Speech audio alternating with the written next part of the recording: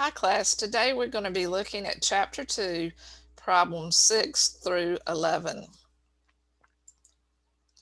I'm going to share my screen with you.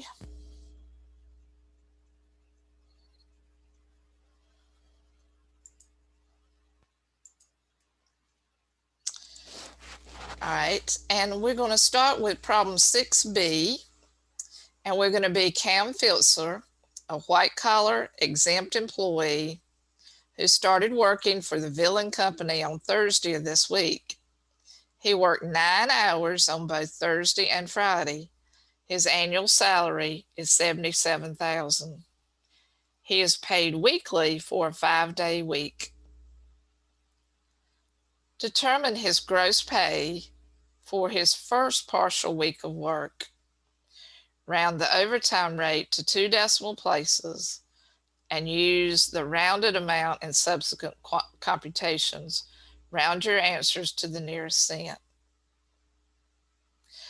So first of all, I want to point out again that this employee is salaried. If he's salaried, it means he does not work hourly.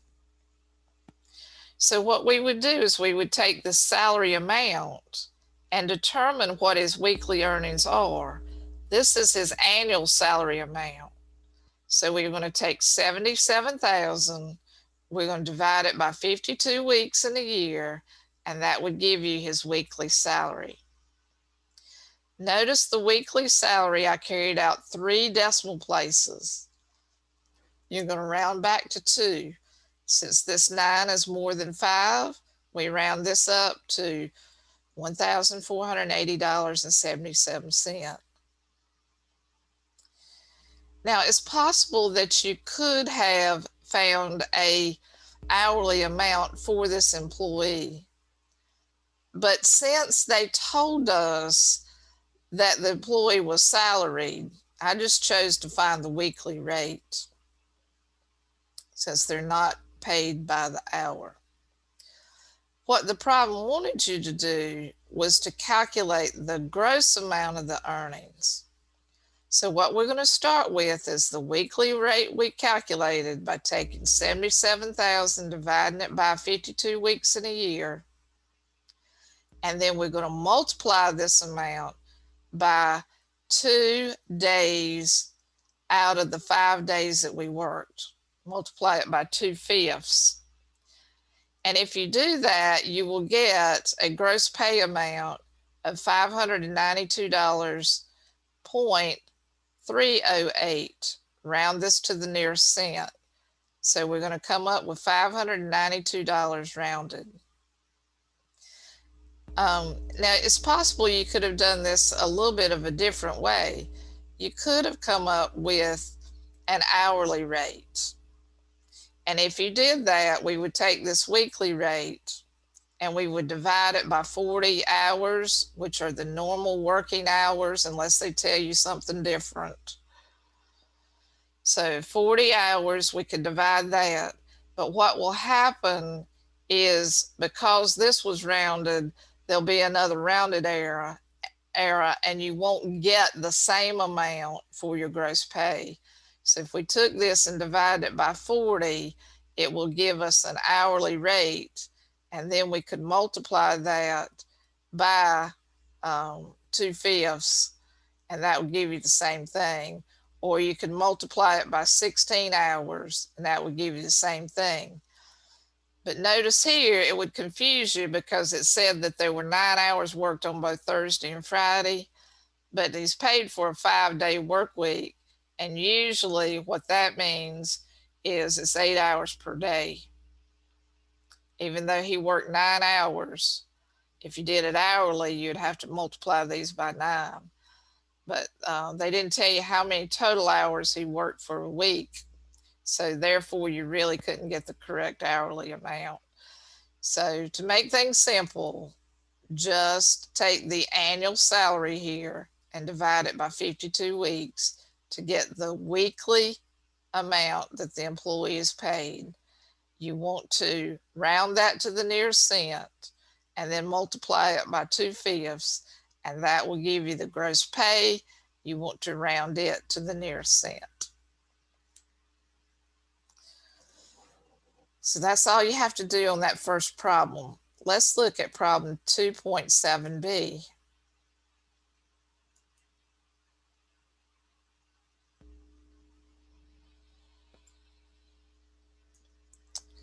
In problem 2.7b, Jamie Kerr is an hourly employee this time of Noonan Company, which is located in Los Angeles.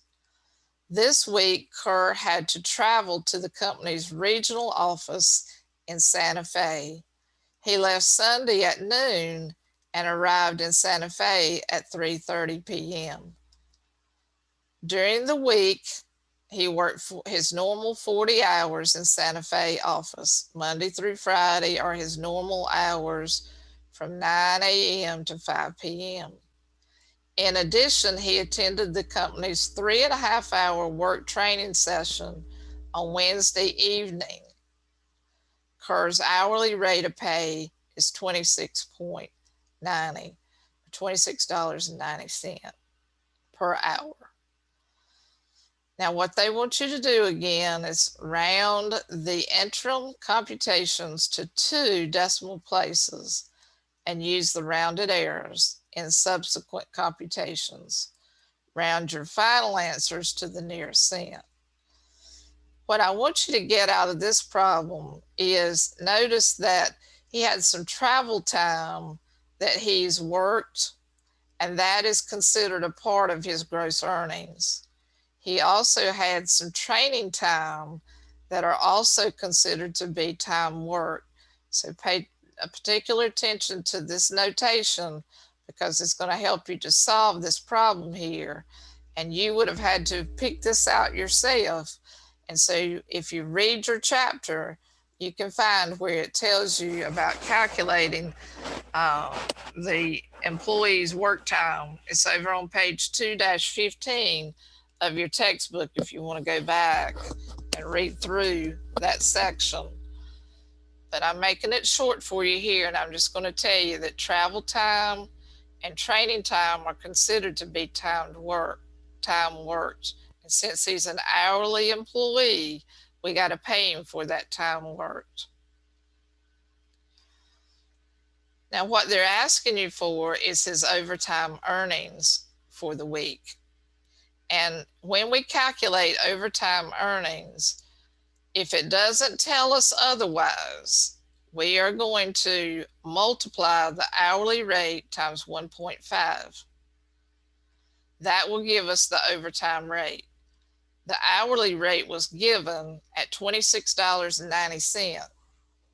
We're going to multiply that by 1.5 times, and that will give you the overtime rate. Then you're going to take the overtime rate and you're going to multiply it by the overtime hours. And remember that we're including travel time and training time in the time worked. So he had to travel to the company's office in Santa Fe. He left on Sunday at noon and he arrived in Santa Fe at 3:30. So that was from 12 to 1 is 1 hour. 1 to 2 is another hour, it's 2 hours. And from 2 to 3 is 3 hours. And since this had 30 minutes on it, it's a half an hour. So 3.5 hours were what was considered to be travel time, and he should be paid for those 3.5 hours. He also worked 3.5 hours in a work training session, in addition to the 40 hours that he normally worked. So the travel time and the 3.5 hours are going to become the overtime hours. The overtime hours were 7 hours. We would multiply the overtime hours times the overtime rate, and that will give us the overtime earnings. Now, the overtime earnings itself are $82.45. And I think in the next part of this problem, they're going to tell you that they want you to calculate the gross earnings, which would include your regular hours times your hourly rate. Your regular earnings, once you've calculated it, plus your overtime earnings, will give you gross earnings. So to find regular earnings, we take the number of hours, which is 40, and we multiply it by the hourly rate of $26.90. That will give us $1,076 in regular earnings. We're going to add those regular earnings plus the overtime earnings to give us the gross earnings.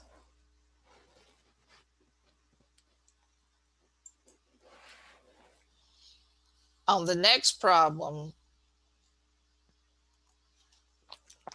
which is problem 8B, we're going to be Peter Case, and he is paid $13.76 per hour. During the past week, he worked 44 hours, and he is a covered employee who must be paid for overtime. Calculate his gross pay using the overtime premium approach. Round your overtime rate to 2 decimal places and use the rounded amount in subsequent computations. Round your final answers to the nearest cent. So there's really 2 ways we could calculate overtime. I just demonstrated for you a method where we calculated overtime by using 1.5 times the regular rate of pay to get your overtime rate and then multiplying it by the overtime hours. That is not what you do here. This is the overtime premium approach that some companies adopt. And what you have to know about the overtime premium approach is you're going to first find your regular earnings, but it's going to be based on the total hours worked. So under the overtime premium approach, we're going to take our regular rate of pay, which was given at $13.76. We're going to multiply it by our regular hours. For the overtime premium approach, I want to emphasize that is the method we're using here. Notice we're not using 40 hours here. We're using the total hours, which is 44. If you multiply 44 times 13.76, it gives you the regular earnings under the overtime premium approach. Now, the overtime premium approach takes 1/2 of the regular hourly rate of pay. So what I'm going to do is I'm going to take $13.76 and I'm going to divide it in 2, or take half of it, and that will give me $6.88. I'm going to multiply it by 4 hours of overtime, because anything over 40 hours is considered to be overtime. And that will give me $27.52, which is the overtime pay under the overtime premium approach. You're going to take your regular earnings, just like we did before, and add your overtime premium pay to that, and that will give you the gross earnings. So $605.44 was your regular earnings based on the total hours worked. Your overtime rate is based on 1/2 of your hourly rate, and this is the method that they call the overtime premium approach. You're going to take 1/2 of the regular rate, and you're going to find your regular earnings by multiplying by the total hours worked.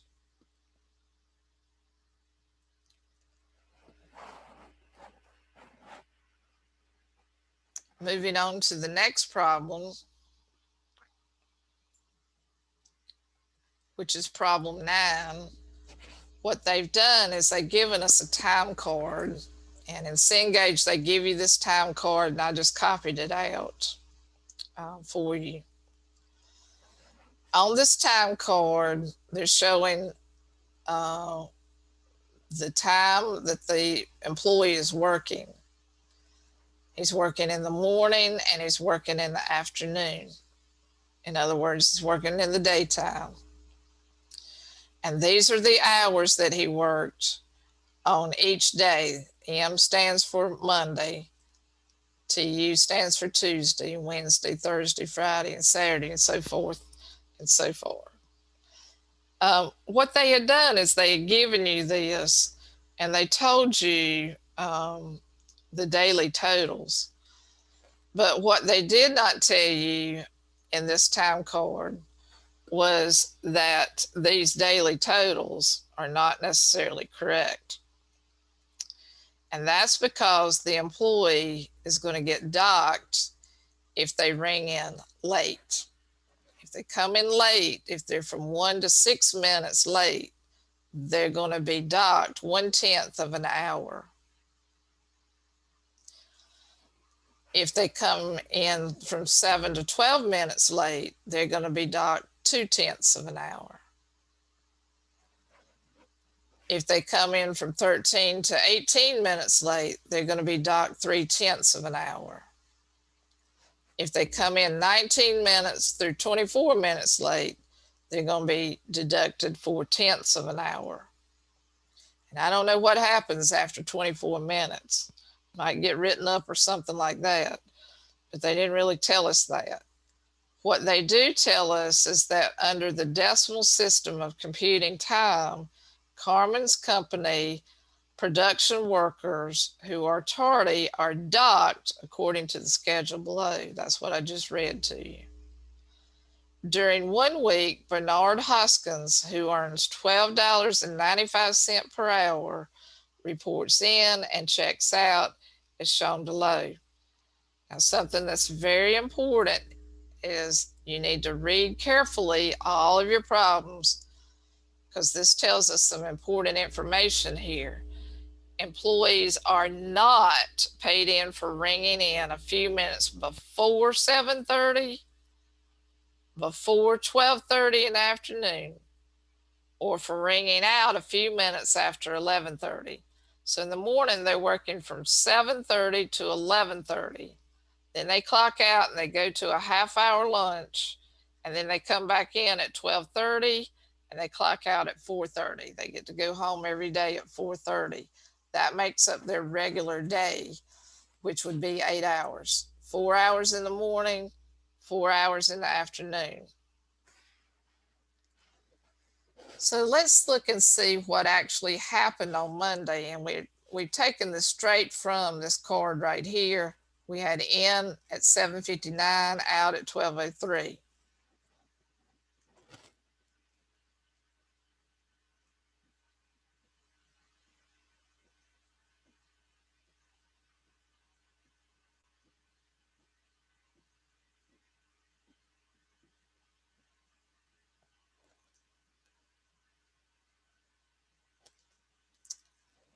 Oh, I'm so sorry. We just shouldn't have been looking at this time card. We should just be looking at this information here. This is what the problem's stating. So disregard this time card right here. Probably don't even need it. I think that was part of the show me how on your problems in Cengage. And so this sometimes is a little bit confusing. Obviously, I probably shouldn't have put that in there. But what you should be looking at is under the decimal system. This is where your problem starts. This is where they're telling you how much they're docking them for. This is when the time starts and ends. They go from 7:30 to 12:30 in the morning. Excuse me. They go in at 7:30 to 11:30 in the morning, which is 4 hours. They clock out at 11:30, go to lunch, come back in at 12:30 and work till 4:30. Okay, I think we got all that straight now. The important thing is this is what you need to be looking at to calculate how many hours are worked. This is what they wanted you to record here. Notice I've already got the answers written down here, but I'm going to show you how we arrived at those answers. On Monday, he clocked in at 7:28. Remember, they said that anything a little bit before 7:30 is not going to be counted as time worked. So he came in really at 8 o'clock according to our time clock. He went out at 11:31. Again, they don't get paid for ringing in a few minutes early or working a few minutes late. What they do get paid for or deducted from is if they're from 1 to 6 minutes late, they get deducted 1/10 of an hour. If they are 7 to 12 minutes late, they get deducted 2/10 of an hour, and so on and so forth. So we got to figure out whether or not this employee needed to be deducted from, or we've got to count the total time that the employee spent on the job. So in the morning, he had 4 hours, and then he came back in the afternoon. He clocked in at 12:50. Notice he should have clocked in at 12:30. So what you got to do is you got to find the difference. If he clocked in at 12:50 and he should have came in at 12:30, he's 20 minutes late. If he's 20 minutes late, he's docked 4/10 of an hour. In other words, he's going to work 6/10 of an hour. He got docked 4/10. And so I've tried to outline that and explain it to you on this spreadsheet. So you might want to go back and review this carefully right here. I tried to lay it out as detailed as I possibly could to show you how we calculated those 7.6 hours. But the key is in the afternoon when he came back in, he was 20 minutes late. So they docked him 4/10 of an hour. 4/10 of an hour is 0.4, and if you subtract 0.4 from 8, it'll give you 7 hours, 7.6 hours, because there are 8 hours he's supposed to work during the day. He did not. He came in 20 minutes late, so they docked him 4/10 of an hour. If you take 4 and divide it by 10, it gives you 40%. And if you subtract 40% from a whole 8, it'll leave you with 7.6 hours. Now on Tuesday, he came in at 7:35. So notice he was late again on Tuesday. On Tuesday, when he came in, he was late 5 minutes. So we're going to dock him 1/10 of an hour here. Notice he clocked out right at 11:30. He clocked back in at 12:30 and was out at 4:30. So in the afternoon, he had 4 hours. But the morning, they docked him 1/10 of an hour because he was 5 minutes late. So again, we'd take 1 divided by 10. This is one way to do it. And that gives you 10%. If you subtract 10% of 1 hour from 1 hour, leave you with 9/10 of an hour. So 7 hours and 9/10 is all we're going to pay him for. So it's a couple of different ways you can look at this, class, and whatever y'all like to come up with is fine as long as you get the right answers here. The key is they're docking him if he's coming in late. On Wednesday, he came in at 7:44. So again, on Wednesday, he was late again. And on Wednesday, he was late by 14 minutes. So he's docked 3/10 of an hour because he came in late. He was about on time when he clocked out. We're not going to pay him any extra. He was pretty close right here. When he clocked back in, he gave him a little bit more minutes, but he clocked back out at 4:32. He gave him some more minutes again, but they still going to dock him because he came in so late on Wednesday. Since he came in late on Wednesday, he came in 14 minutes late, they're going to dock him 3/10 of an hour. So 3/10 of an hour subtracted from 1 hour leaves you with 7/10 of an hour, or 70% of an hour. So 7 hours and 70% is all he worked. That's about as best I can describe this for you.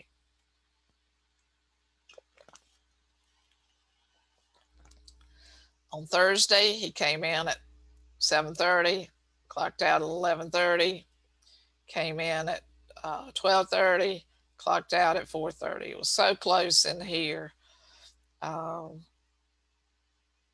well, that's not true. Let's see what happened here.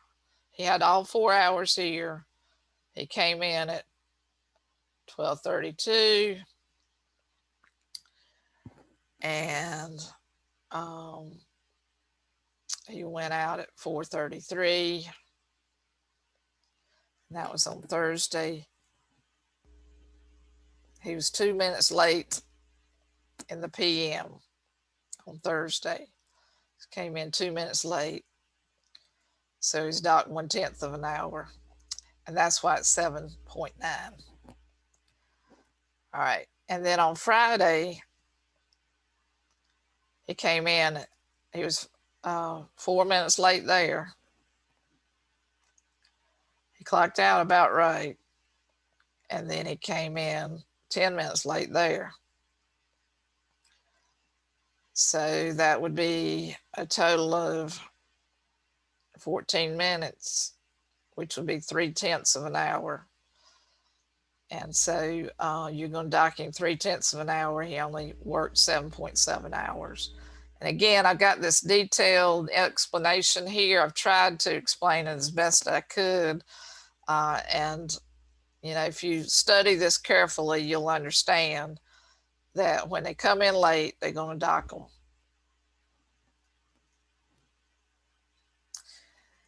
Now, once you have determined the hours worked, you're going to add up all of these together to get the total hours worked, which was 38.8 hours. So in the B part, they're asking you for the total hours worked. You just add up Monday through Friday, what hours were worked. In the C part, they want you to figure the gross earnings for the week, and they want you to round it to the nearest cent. So we need to know what the regular rate of pay is, and that had to be given to you.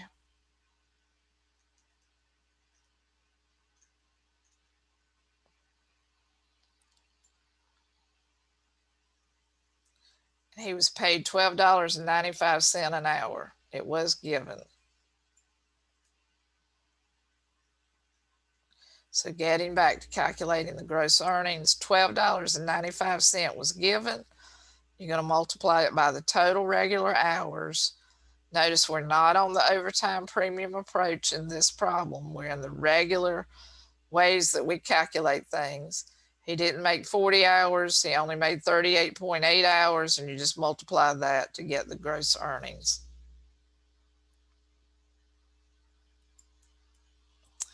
On the next problem, again, we're going to be looking at a time card. And I will read the instructions to you first because there's some important information you need to know. Always read your instructions carefully. Always look for keywords. I'm telling you, class, all of these are word problems. So you got to read carefully to see what's going on. Costa Incorporated recently converted from a 5-day, 40-hour work week to a 4-day, 40-hour work week, with overtime continuing to be paid at 1.5 times the regular hourly rate for all hours worked beyond 40. So that's telling you they're just using the regular method to calculate overtime. This is not the overtime premium approach that we talked about earlier. In this company, the time is recorded under the continental system. You see this time card, it's sort of strange to me, but these are old time cards that you're showing you pictures of. Might be a little bit outdated, but you remember that we're doing things manually for this course, and so we're using time cards, so we're going to have to count everything manually here. Notice that they've got morning at the bottom, afternoon, and then evening. And their normal work week, according to this up here, says the hours each day are from 8 to 12, which would be 4 hours, from 12:30 to 16:30, which means it's from 12:30 in the afternoon to 4:30 is 4 hours. 16:30 is 4:30. And a way I can tell this, if you subtract 1200 from this, it'll tell you what the time is. So it's 4:30. From 12:30 to 4:30 is 4 hours. And then the employees, since they're working 10-hour days, go home and take a break, and then they come back in at 6 o'clock and they work to 8 o'clock, 2 more hours. The company disregards any time before 800 and between 1200 and 1230. So 1200 and 1230 is 12 o'clock noon to 1230. That means they're taking a little lunch break in that time period, 30-minute lunch break. And between 1630 and 1800, they go home in the afternoon for a couple of hours, and then they come back in at 6 o'clock in the afternoon. They permit employees to ring in up to 10 minutes late for this company before any deduction is made for tardiness. Deductions are made to the nearest 1/4 of an hour for workers who are more than 10 minutes late ringing in. So if this worker is more than 10 minutes late ringing in, they're going to get deducted 1/4 of an hour for each 10 minutes. Notice again, what we have here is in bold what you have to figure the time for Tuesday. So we go from 7:55, which is rounded up 8 o'clock, to 12 o'clock. That's exactly 4 hours. Then we go from 12:30 to 4:30, which is another 4 hours. Then we go from 6 o'clock to 8 o'clock. That's another 2 hours, all totaling 10 hours. So they clocked in early. They clocked in a little bit after 12. They got the full 4 hours here. They clocked in just 1 minute short at 12:31, and they went to 16:31. And they have to be at least 10 minutes late before they're considered to be tardy. So this time, this person was not tardy when they came in 10 minutes late. Excuse me, when they came in 1 minute late. So they should have been back in at 12:30. He clocked in at 12:31. We don't penalize him for that 1 minute, because in this problem it states they have to be at least 10 minutes late to be docked. Then he came in the afternoon. He was 1 minute late here. I don't think I said that right. Yeah, he was 1 minute late here in the afternoon. He clocked out 1 minute late, or he wasn't late, but over. So we don't count that. And in the evening, he clocked in at 18:09, still not 10 minutes late. It's 9 minutes late, so they didn't document it at all. So this Wednesday, in other words, is going to be 10 hours because he wasn't docked at all for anything that he came in late for. He wasn't at least 10 minutes late. All right, he came in at 8:25. He's supposed to be there at 8 o'clock. So he's 25 minutes late here. And so he's late on this day when he came in the morning. He went out at the right time. He came back in at the right time. He went out at the right time. So there's 4 hours here, which is fine. But he came in late 2 minutes here and clocked out after 8 o'clock at 8:05. So basically, what that's saying is he was going to be docked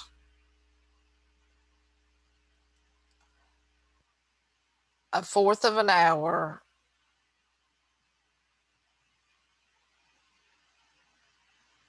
Actually, it was a half an hour because he was 25 minutes late. Go by what's on the time card. Notice here they gave you that it was a half an hour late. So in other words, he worked 9.5 hours, not 10. And on Friday, he came in a bit early. He went out at 12, so he's okay there. It's 4 hours. He came in at 12:38. He was 8 minutes late. They don't count that. And then he was on time the rest of that day. So he gets all 10 hours. Then on Saturday, he worked an additional 4 hours. He worked in the morning. So if you add all of these together on the time card, all of these daily totals, it's going to add up to 43.5 total hours. And again, I just restated that here and I showed you where he was late. And I gave you the note here on Thursday. The employee was 25 minutes late. Go by what the time card says, not the instructions. You're going to deduct for a half an hour.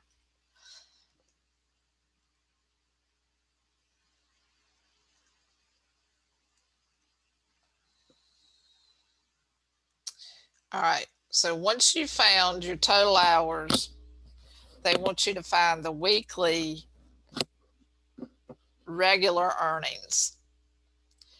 And because this stated that their regular hours were 40, it's not the overtime premium approach. It's just they're using 1.5 times the regular rate of pay to come up with the overtime pay.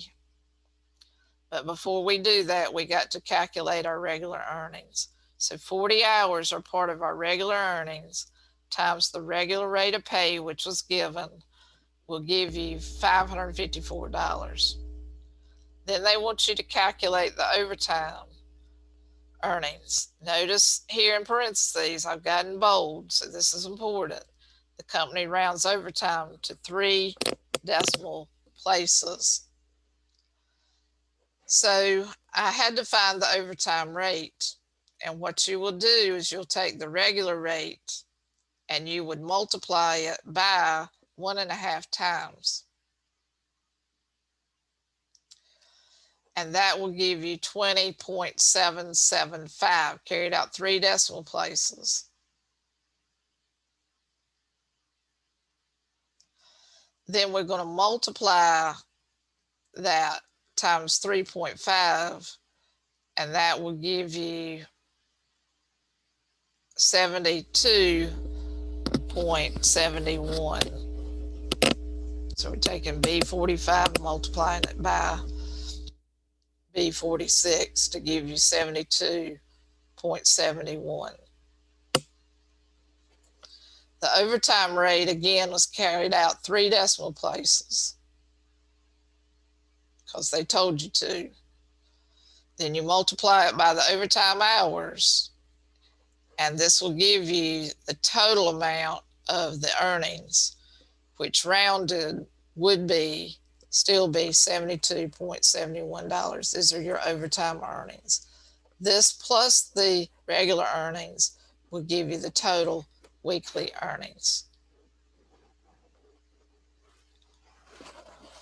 You have to read your instructions carefully. Make sure you note that that said 3 decimal places. And not all problems are calculated that way. Some of them have rounding where they tell you to carry it out 3 places and round it back to 2.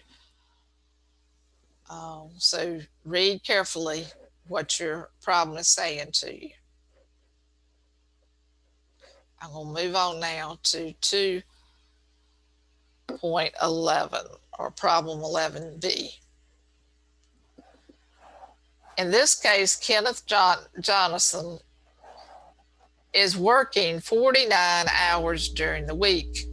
That's his total hours. He works for a Lubin company at 2 different jobs. Notice I've got that underlined. I want to emphasize that to you. It's the same company. He's just working at 2 different types of jobs. Maybe they got him at 2 different stations that he's working at.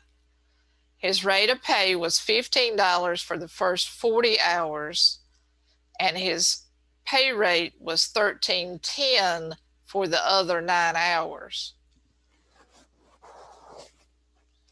So it's $15 for the first 40 hours that he worked.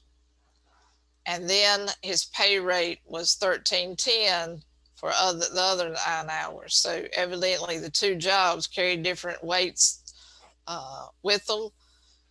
One might not have been as a hard job as the other, so they paid him less. But he's still working for the company. It's still the same person that's working. He's just working 2 different duties on his job. And notice they told you to round your overtime rate to 2 decimal places this time. So follow your instructions and then use the rounded amount in subsequent computations. Round the final answers to the nearest cent. Determine the gross pay for the week if the company uses, notice what's happened here, 1/2 average rate method. So this is an important thing that I've got emphasized here. This is the type method that this particular company is using. Read carefully. If you're using 1/2 of the average rate method, there's 3 different ways you can calculate overtime. And I've got these noted down here. So in cases where the employee works different rates for different jobs during the same work week, the employer can, at their option, calculate the overtime in one of 3 ways. One could pay the rate at the higher rate for overtime hours. One could take the total earnings for both jobs, divide by the total hours worked, and then take 1/2 of this rate and multiply it by the overtime hours. This is what we call the 1/2 average rate method. This is what this problem is using, is the part 2 in the notation. This is what we're using for this company. They could use any one of these 3 methods. They could use the overtime rate based on the rate for the job performed after the 40th hour, but the employee must agree to this in advance. That's something, these are things that you need to know about this problem. And when they talk about 1/2 of the average rate method, this is what they're talking about, is they're going to have to do part 2 of the note. They're going to have to calculate, use the calculations in this problem with part 2 of this note. So first of all, in order to calculate the gross pay, we need to determine the hours. In job number 1, they told us that the first job was 40 hours. So this, I got 40 hours for job 1. For job 2, it was 9 hours, or a total time worked of 49 hours that week. His pay rate for job number 1 was $15. For job number 2 was $13.10. Then you will multiply the hours times the pay rate to get the earnings for each job, and then you combine those together to get the total earnings for job 1 and 2. We're not through yet. This is just the total earnings for job number 1 and 2. Take those total earnings, you're going to divide it by the total hours, because that's what it tells us to do in part 2 here. The total hours worked were 49 hours. We added 40 and 9 together to get the total hours worked. Divide 49 into the total earnings, and this will give you this rate, which is $14.651, and it just carried it out. Multiply it by 1/2, because they say to take 1/2 of this rate, and that gives you this figure right here. And then we round it to the nearest cent, so it was rounded up to find the overtime rate. Now we're going to multiply that by the overtime hours. So he worked a total of 49 hours. 9 of those were overtime hours. So the overtime hours times the overtime rate gives you the overtime earnings. And to find the gross earnings, or the gross pay, you would take your total earnings that we found here, and we're going to add it to the overtime earnings that we found here.